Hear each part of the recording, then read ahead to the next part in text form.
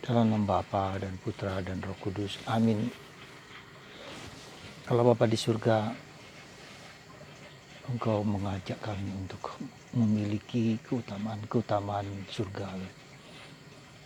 Keutamaan di mana di surga itulah yang dibutuhkan oleh manusia. Yaitu hanya bersandar kepadamu saja. Bantu kami ya Bapa, supaya kami mampu memberikan diri kami hanya kepadamu. Bukan kepada diri kami sendiri atau kepada orang lain atau kepada siapapun. Terpujilah namamu kini dan sepanjang segala masa. Amin. Saudaraku terkasih dalam Kristus, hari ini kita diajak dan hari-hari ini diajak untuk merenungkan tentang khotbah di bukit dari Injil Matius. Khotbah di bukit ini adalah semacam ringkasan dari seluruh ajaran Yesus. Semacam hal yang mendasar, yang esensial. Di mana memang kita diajak terutama pada masa pandemi ini untuk melihat apa yang paling esensial yang dibutuhkan manusia. Supaya manusia dapat kembali kepada Allah dan merasa bahagia, mengalami kebahagiaan yang abadi. Maka hari ini kita diajak untuk melihat sabda bahagia, ke-8 sabda bahagia. Saya kira tak seorang pun yang tidak suka dengan bahagia. Saya kira tak ada seorang pun yang menolak atau menyangkal bahwa dia ingin bahagia atau tidak ingin bahagia. Jadi ini salah satu hal yang esensial dalam kehidupan kita. Siapa yang tidak ingin bahagia? Dan orang akan mencari kebahagiaan. Nah, kerap kali kita mencari kebahagiaan karena kita membutuhkan sesuatu. Kita membutuhkan sesuatu yang bisa mengisi isi batin kita. Dan kebutuhan dasar itu kita cari di luar diri kita sendiri, di luar Allah.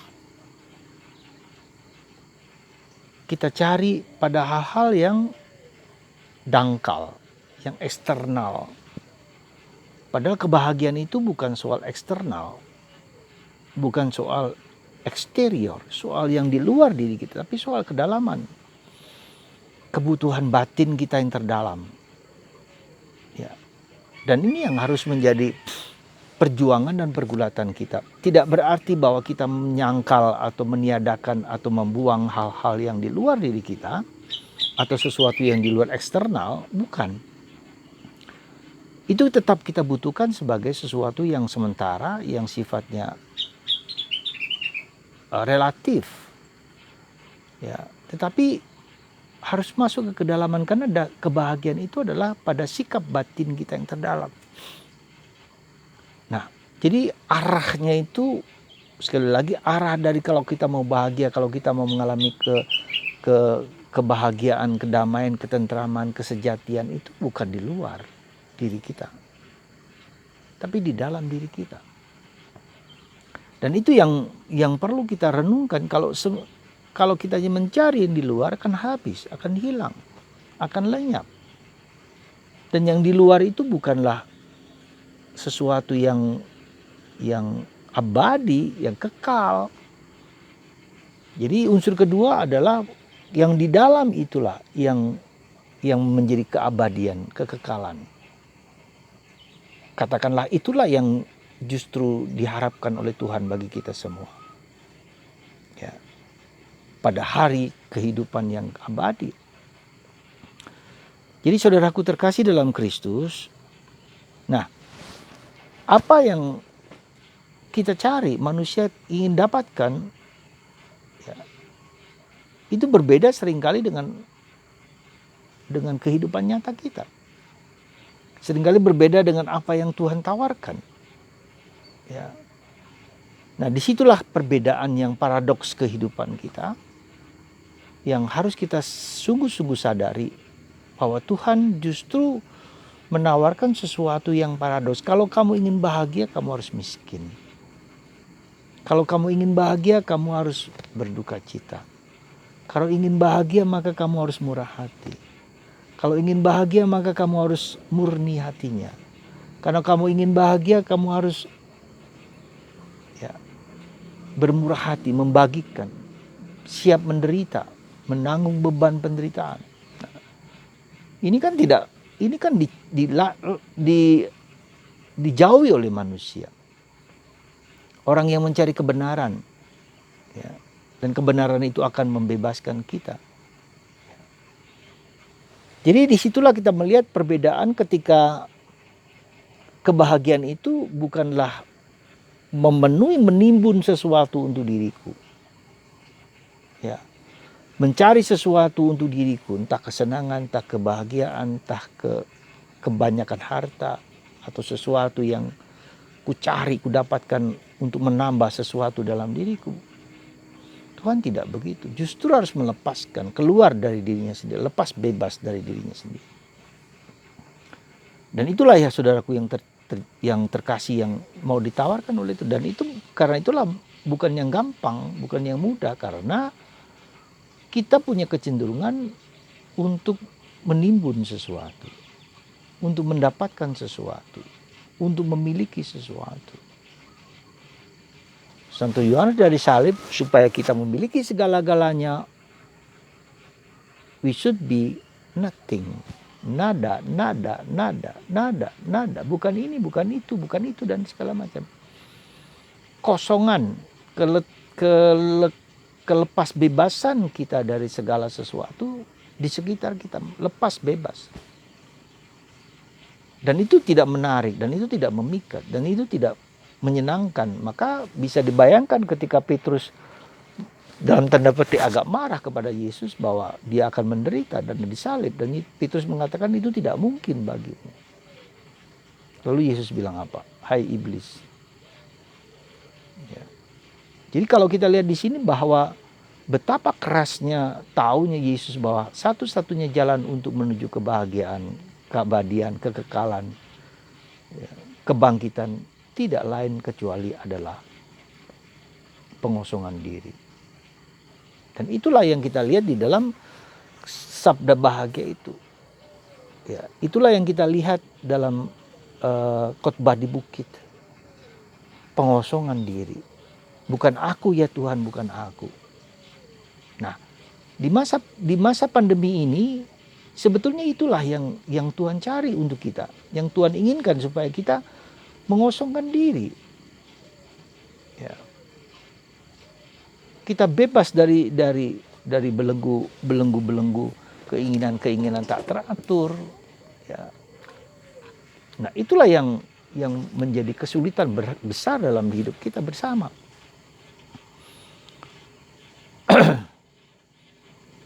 Dan karena orang ingin menimbun sesuatu, entah kekuasaan, entah kesenangan, entah harta, entah apapun, justru itu yang tidak membuat kita bahagia. Mungkin sekedar lintas, tetapi tidak akan abadi. Maka saudaraku terkasih dalam Kristus, semoga di masa pandemi ini Anda dan saya dan kita semua berhasil menemukan apa yang sungguh-sungguh menjadi kerinduan hatiku yang terdalam. Mendapatkan sesuatu yang esensial dalam hidup kita dan kita mencarinya. Mungkin kita seperti anak yang hilang itu sudah cukup puas gitu loh dengan apa yang ada ini dan kita cari dan kita tidak mendapatkan sesuatu. Maka ketika dia berada dalam titik yang paling bawah, titik zero, maka seringkali Tuhan itu memaksa kita untuk berada pada suatu titik ketidakmampuan, ketidakberdayaan. Saudara, inilah pandemi, dan orang mengatakan pandemi ini tidak mungkin akan berlangsung selama puluhan tahun.